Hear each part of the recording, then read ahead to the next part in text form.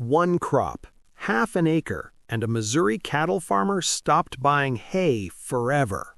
That sounds impossible. Most farmers will tell you it cannot be done. You need hay fields, you need storage barns, you need 20, maybe 40 acres just to keep a small herd alive through winter. That is what everyone believes, and that belief is costing you thousands of dollars every single year. But what if I told you there is a forgotten root crop that produces 15 times more feed per acre than hay, a crop that survives frost, stores itself underground, and costs a fraction of what you are spending on bales right now? You would probably think I'm making it up, but I'm not. And by the end of this video, you are going to see exactly how one farm cut $4,200 from their winter feed bill, why commercial agriculture does not want you to know about this crop, and the step-by-step system you can use to do the same thing starting this spring. If you are feeding cattle this winter, drop your herd size in the comments. I need to know who is dealing with these costs right now. Here's the reality no one talks about at the feed store. To winter 30 cows for 120 days, you need roughly 25 tons of hay. At $200 a ton, that's $5,000 gone before spring even arrives. At $250 a ton, you're staring at $6,250, and that's before waste, transport, and the emergency bales you panic buy in February when you realize you calculated wrong. But price is only half the problem.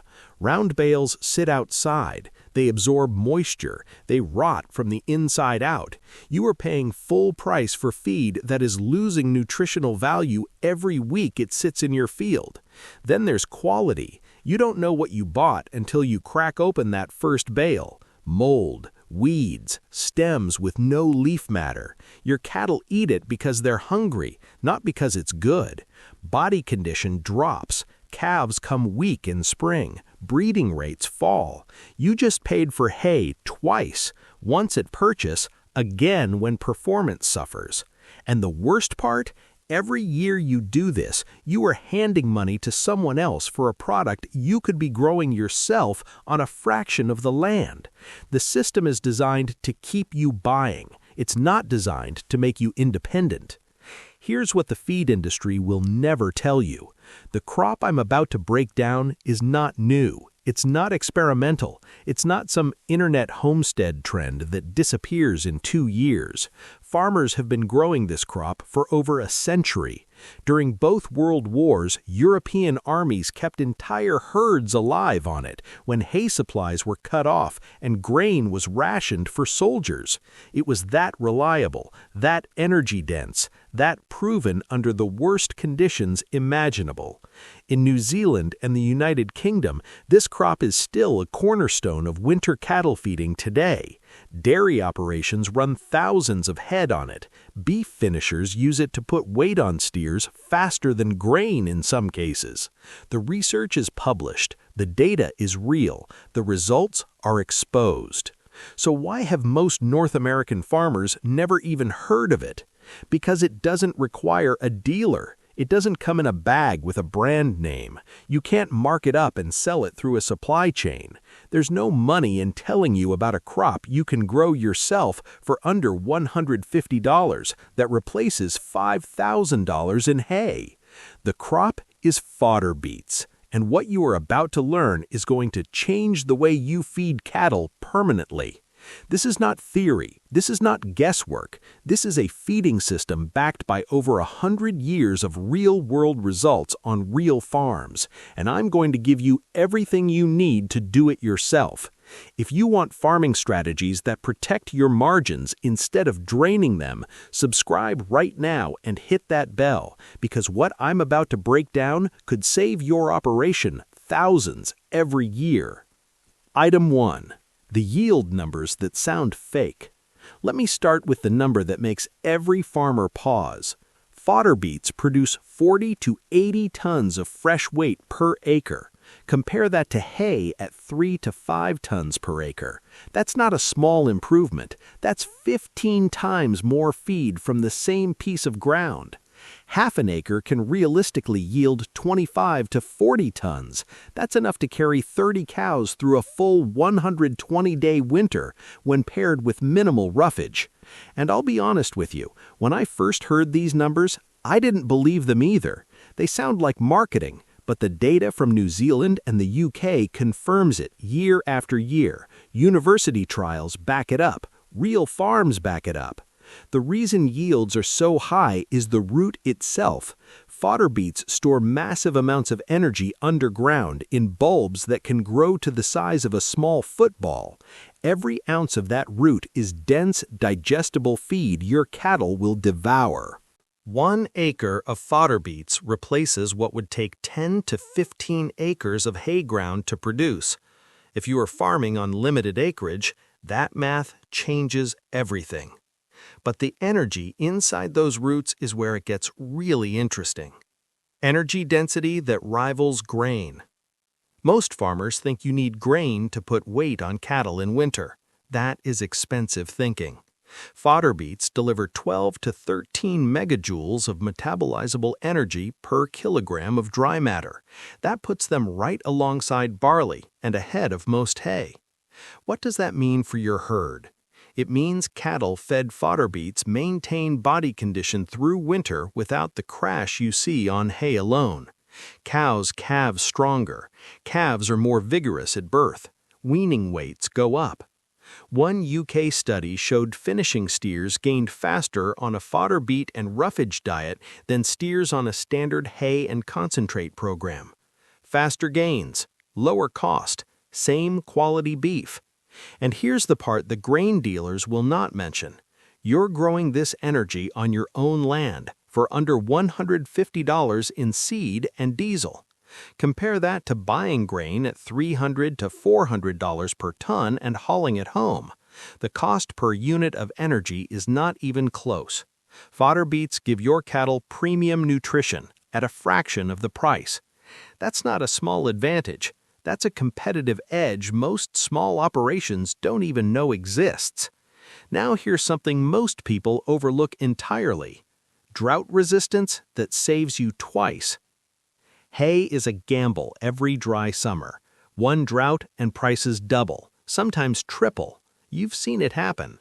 Suddenly, you're paying $350 per ton for mediocre quality bales and competing with every other desperate farmer in your region. Fodder beets don't play that game. Their deep taproot pulls moisture from soil layers that shallow-rooted grasses cannot reach. In dry years when hay fields turn brown and crispy, fodder beets keep growing. Not perfectly, but enough to still deliver a usable crop when everything else has failed. Farmers in the UK who switched part of their winter program to fodder beets reported that drought years were actually when the savings became most dramatic.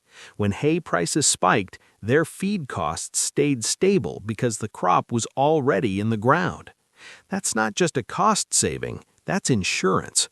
You're protecting your operation from the one variable that destroys more small farms than anything else: price volatility on feed you cannot control.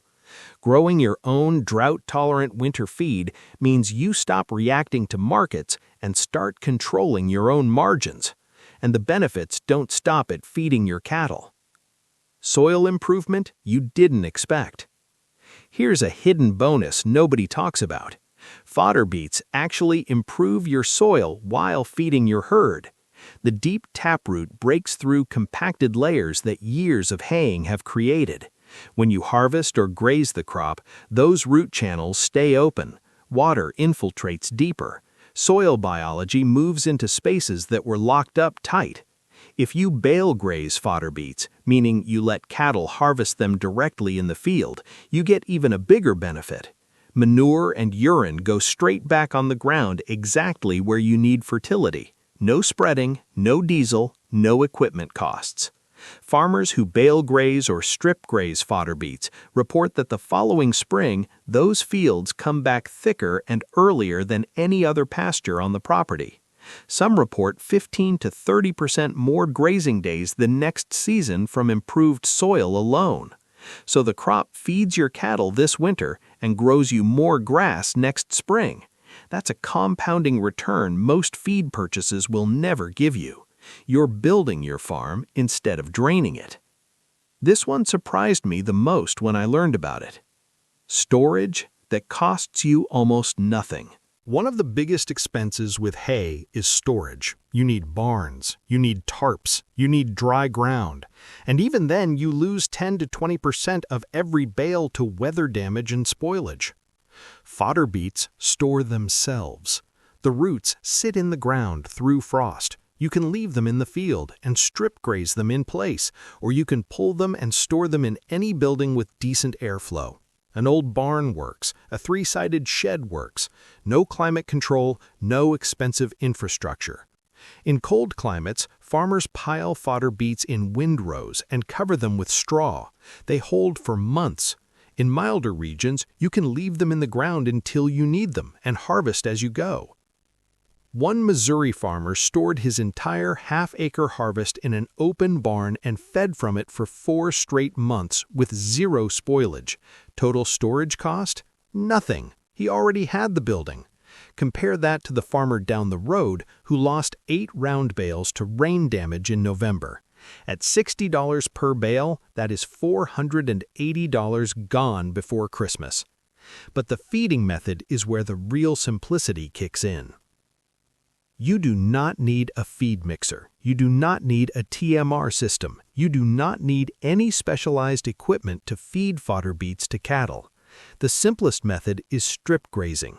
You plant your fodder beets, fence off a section, and let your cattle harvest them directly from the ground. Move the fence every few days. The cows do the work. Your labor drops to minutes per day. If you prefer controlled feeding, pull the roots, toss them in a trough whole or chopped, and let your cattle go at them. Cattle bite off chunks and chew them naturally.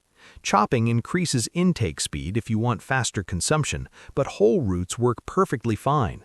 The key is pairing fodder beets with roughage, hay, straw, or standing grass. Cattle need fiber to keep the rumen functioning properly. A diet of 70% fodder beets and 30% roughage is the sweet spot most experienced growers recommend. And I'll tell you this, cattle love them. Intake is immediate with most herds. No coaxing, no refusal. They go after fodder beets like candy. Now this next one can literally multiply your operations options. Here's something most farmers never consider. Fodder beets produce so much volume per acre that surplus is almost guaranteed once you dial in your system. That surplus has value, real cash value. The Missouri farm I mentioned earlier planted a full acre their second year. They fed their 30 cows all winter and still had 15 tons left over. 2 neighbors noticed how good their cattle looked and asked what they were feeding. They sold that surplus at $60 per ton and pocketed an extra $900. That's income from a crop that already saved them $4,200 in hay costs. Total financial swing in one winter? Over $5,000. Scale that up. 2 acres of fodder beets on a good year could produce enough surplus to become a legitimate side income stream, especially in regions where hay prices are volatile and farmers are desperate for alternatives every January. You're not just growing feed, you're growing a product that your neighbors will pay for when winter gets tough, and you control the supply. Drop a comment if that math just changed how you see your back acres, because the personal results I got took it even further. Let me tell you what happened when I actually tried this. I had been hearing about fodder beets for months, reading articles, watching farmers overseas post their harvest photos, and honestly, I thought it was exaggerated. I figured the yields were inflated, the feeding was complicated, and the whole thing would fall apart the moment real winter hit. But my hay bill that year pushed me over the edge. I had spent over $4,800 feeding through one winter, and my cattle still came out of it looking rough. Body condition was down. 2 cows had trouble calving. I was tired of paying premium prices for mediocre results. So I planted a small test plot, just a 1/4 acre. I used seed I ordered online for about $40, tilled with equipment I already owned, planted in late April after the last frost, and basically ignored the plot all summer except for one pass with a cultivator to knock back weeds in June. By October, I pulled roots the size of my forearm out of the ground. Some were bigger. I could not believe the volume from that tiny patch of dirt. I started feeding in early November, mixed with hay for fiber at about a 70-30 ratio. My cattle went after those roots immediately, no hesitation, no transition problems, because I introduced them slowly over 2 weeks. By January, the difference was obvious. Coats were shinier, body condition held steady instead of dropping like every previous winter, and my feed costs for that stretch dropped by nearly 40% compared to the year before. That was the moment I stopped being skeptical and started planning a full acre for the following season. The numbers do not lie when they are standing in your own field staring back at you. Now, let me save you from the errors that ruin this for people who rush in without the right information. Mistake 1, skipping the transition period. This is the one that hurts the most. Fodder beets are high in sugar. If you go from hay to full fodder beet feeding overnight, the sugars ferment rapidly in the rumen and drop pH into acidosis territory. That means bloat, sick cattle, or worse. The transition takes a minimum of 14 days. Start with 1 to 2 kilograms of dry matter per day. Increase by 1 kilogram every second day. No shortcuts. Rush this and you will pay for it with vet bills that wipe out every dollar you saved. Mistake 2, feeding without roughage. Fodder beets cannot be the entire diet. Cattle need fiber to keep the rumen working properly. Hay, straw, silage, even standing grass. Without roughage alongside the beets, digestive problems are almost guaranteed. The sweet spot is 70% beets and 30% roughage by intake. Ignore this ratio and your results will disappoint you fast. Mistake 3, forgetting protein supplementation. Fodder beet roots are low in protein, often under 10% crude protein on a dry matter basis. The leafy tops help balance that, but if you're feeding roots alone, you must add a protein source: grass hay, legume silage, or a protein concentrate. Lactating cows and young growing cattle cannot perform without it. Dry cows are more forgiving, but even they benefit from a small protein addition. Mistake 4, neglecting trace minerals. Cattle on high beet diets can develop deficiencies in copper, selenium, and iodine if you do not supplement. A mineral mix formulated for root crop diets keeps your herd covered. This is a cheap fix that prevents expensive problems. Now, zoom out and picture what your farm looks like 3 years from now.